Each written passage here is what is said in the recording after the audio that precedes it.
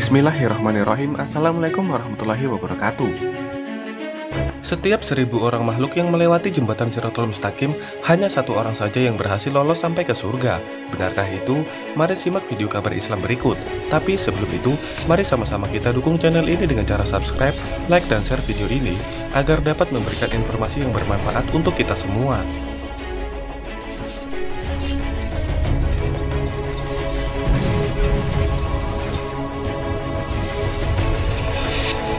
Selepas malaikat Israfil meniup sangkakala, bentuknya seperti tanduk besar yang memekakkan telinga, seluruh makhluk mati kecuali Israel dan beberapa malaikat yang lain. Selepas itu Israel pun mencabut nyawa malaikat yang tinggal dan akhirnya nyawanya sendiri.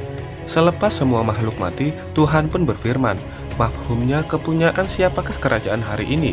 Tiada siapa yang menjawab." Lalu dia sendiri menjawab, "Dengan keagungannya, kepunyaan Allah yang Maha Esa lagi Maha Perkasa." Ini menunjukkan kebesaran dan keagungannya sebagai Tuhan yang Maha Kuasa lagi Maha Kekal hidup, tidak mati. Selepas 40 tahun, malaikat Israfil alaihissalam dihidupkan. Seterusnya meniup sangkakala untuk kali kedua. Lantas, seluruh makhluk hidup semula di atas bumi putih berupa padang mahsyar, umpama padang Arafah yang rata tidak berbukit atau bulat seperti bumi. Sekalian manusia hidup melalui benih anak Adam yang disebut Adbus Zanbi, yang berada di ujung tulang belakang mereka. Hiduplah manusia umpama anak pokok yang kembang membesar dari biji benih. Semua manusia dan jin dibangkitkan dalam keadaan telanjang dan hina. Mereka tidak rasa malu karena pada ketika itu hati mereka sangat takut dan bimbang tentang nasib dan masa depan yang akan mereka hadapi kelak. Lalu datanglah api yang berterbangan dengan bunyi seperti guruh yang menghalau manusia, jin dan binatang ke tempat perhimpunan besar. Bergeraklah mereka menggunakan tunggangan bagi yang banyak amal, berjalan kaki bagi yang kurang amalan, dan berjalan dengan muka bagi yang banyak dosa. Ketika itu, ibu akan lupakan anak, suami akan lupakan istri, setiap manusia sibuk memikirkan nasib mereka masing-masing. Setelah semua makhluk dikumpulkan, matahari dan bulan dihapuskan cahayanya, lalu mereka tinggal dalam kegelapan tanpa cahaya. Berlakulah huru-hara yang amat dahsyat. Tiba-tiba, langit yang tebal pecah dengan bunyi yang dahsyat. Lalu, turunlah malaikat sambil bertasbih kepada Allah Subhanahu wa Ta'ala. Seluruh makhluk terkejut melihat ukuran malaikat yang besar dan suaranya yang menakutkan. Kemudian matahari muncul semula dengan kepanasan yang berganda, hingga dirasakan seakan-akan matahari berada sejengkal dari atas kepala mereka. Ulama berkata, jika matahari naik di bumi seperti keadaannya naik di hari kiamat, niscaya seluruh bumi terbakar, bukit-bukit hancur, dan sungai menjadi kering.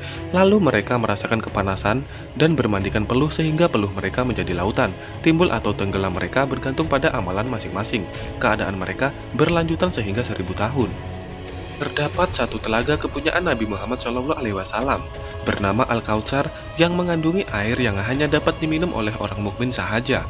Orang bukan mukmin akan dihalau oleh malaikat yang menjaganya. Jika diminum, airnya tidak akan haus selama-lamanya. Kolam ini berbentuk segi empat tepat sebesar 1 bulan perjalanan. Bau air kolam ini lebih harum dari kasturi. Warnanya lebih putih dari susu dan rasanya lebih sejuk dari embun. Ia mempunyai saluran yang mengalir dari surga. Semua makhluk berada bawah cahaya matahari yang terik kecuali 7 golongan yang mendapat teduhan. Dari Ar-Rasy mereka ialah: yang pertama, pemimpin yang adil; yang kedua, orang muda yang taat kepada perintah Allah; yang ketiga, lelaki yang terikat hatinya dengan masjid; yang keempat, 2 orang yang bertemu karena Allah dan berpisah karena Allah; yang kelima, lelaki yang diajak oleh wanita berzina tetapi dia menolak dengan berkata, "Aku takut pada Allah." Yang keenam, lelaki yang bersedekah dengan bersembunyi, tidak diketahui orang ramai. Yang ketujuh, lelaki yang suka bersendirian mengingati Allah lalu mengalir air matanya karena takut pada Allah. Oleh karena tersangat lama menunggu di padang mahsyar, semua manusia tidak tahu berbuat apa melainkan mereka yang beriman. Kemudian mereka terdengar suara, "Pergilah berjumpa dengan para nabi." Maka mereka pun pergi mencari para nabi. Pertama sekali perkumpulan manusia ini berjumpa dengan Nabi Adam, tetapi usaha mereka gagal karena Nabi Adam alaihissalam menyatakan beliau juga ada melakukan kesalahan dengan Allah Subhanahu wa Ta'ala. Maka kumpulan besar itu kemudiannya berjumpa Nabi Nuh alaihissalam, Nabi Ibrahim alaihissalam, Nabi Musa alaihissalam, Nabi Isa alaihissalam. Semuanya memberikan sebab seperti Nabi Adam alaihissalam. Dan akhirnya mereka berjumpa Rasulullah SAW. Jarak masa antara satu nabi dengan yang lain adalah 1000 tahun perjalanan. Lalu berdoalah baginda Nabi Muhammad SAW ke hadrat Allah Subhanahu wa Ta'ala, lalu diperkenankan doa baginda. Selepas itu, terdengar bunyi pukulan gendang yang kuat hingga menakutkan hati semua makhluk karena mereka sangka azab akan turun. Lalu terbelah langit, turunlah arasy Allah yang dipikul oleh 8 malaikat yang sangat besar. Besarnya sejarak perjalanan 20.000 tahun, sambil bertasbih dengan suara yang amat kuat sehingga arasy itu tiba di bumi. Arasy ialah jisim nurani yang amat besar berbentuk kubah, bumbung bulat yang mempunyai 4 batang tiang yang senantiasa dipikul oleh 4 malaikat yang besar dan gagah. Dalam bahasa mudah, ia seumpama istana yang mempunyai 1000 bilik yang menempatkan jutaan malaikat di dalamnya. Ia dilindungi embun yang menghijab cahayanya sangat kuat. Kursi yaitu jisim nurani yang terletak di hadapan arasy yang dipikul oleh 4 malaikat yang sangat besar. Size kursi lebih kecil dari arasy umpama cincin di tengah padang. Dalam bahasa mudah, ia umpama singgasana yang terletak di hadapan istana. Seluruh makhluk pun menundukkan kepala karena takut. Lalu dimulailah timbangan amal. Ketika itu, berterbanglah kitab amalan masing-masing turun dari bawah arasy menuju ke leher pemiliknya tanpa silap dan tergantunglah ia sehingga mereka dipanggil untuk dihisap.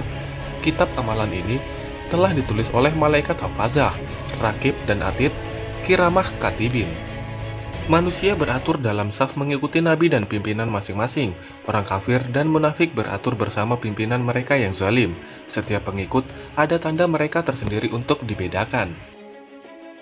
Umat yang pertama kali dihisap adalah umat Nabi Muhammad SAW, dan amalan yang pertama kali dihisap adalah sholat, sedangkan hukum yang pertama kali diputuskan adalah perkara pertumpahan darah. Apabila tiba giliran seseorang hendak dihisap amalannya, malaikat akan mencabut kitab mereka lalu diserahkan. Lalu pemiliknya mengambil dengan tangan kanan bagi orang mukmin dan dengan tangan kiri jika orang bukan mukmin.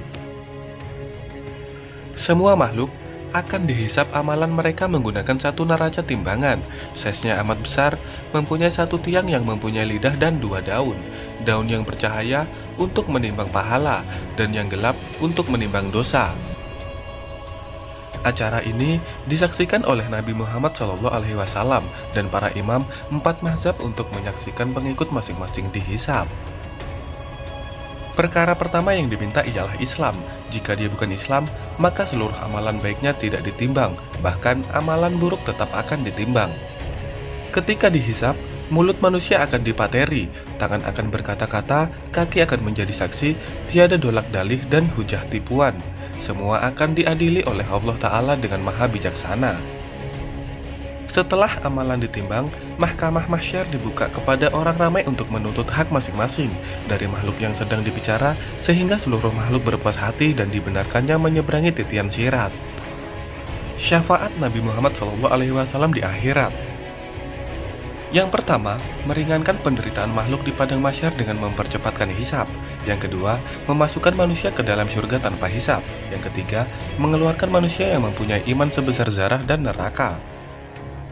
Semua syafaat ini tertakluk kepada izin Allah Subhanahu wa Ta'ala. Para nabi dan rasul serta golongan khawas juga diberikan izin oleh Allah Subhanahu wa Ta'ala untuk memberi syafaat kepada para pengikut mereka. Mereka ini berjumlah 70.000, setiap seorang dari mereka akan mensyafaatkan 70.000 orang yang lain. Setelah berhasil dihisab, manusia akan mulai berjalan menuju surga melintasi jembatan syirat atau Siratul Mustaqim. Ialah jembatan titian yang terbentang di bawahnya neraka. Lebar jembatan ini adalah seperti sehelai rambut yang dibelah 7 dan ia lebih tajam dari mata pedang. Bagi orang mukmin ia akan dilebarkan dan dimudahkan menyeberanginya. Fudail bin Iyad berkata perjalanan di sirat memakan masa 15.000 tahun, 5.000 tahun menaik, 5.000 tahun mendatar, dan 5.000 tahun menurun. Ada makhluk yang melintasinya seperti kilat, seperti angin, menunggang binatang kurban, dan berjalan kaki. Ada yang tidak dapat melepasinya, disebabkan api neraka senantiasa menarik kaki mereka, lalu mereka jatuh ke dalamnya. Para malaikat berdiri di kanan dan kiri Siratul Mustaqim, mengawasi setiap makhluk yang lalu. Setiap 1.000 orang yang meniti Siratul Mustaqim, hanya seorang saja yang berhasil melaluinya. 999 orang akan terjatuh ke dalam neraka.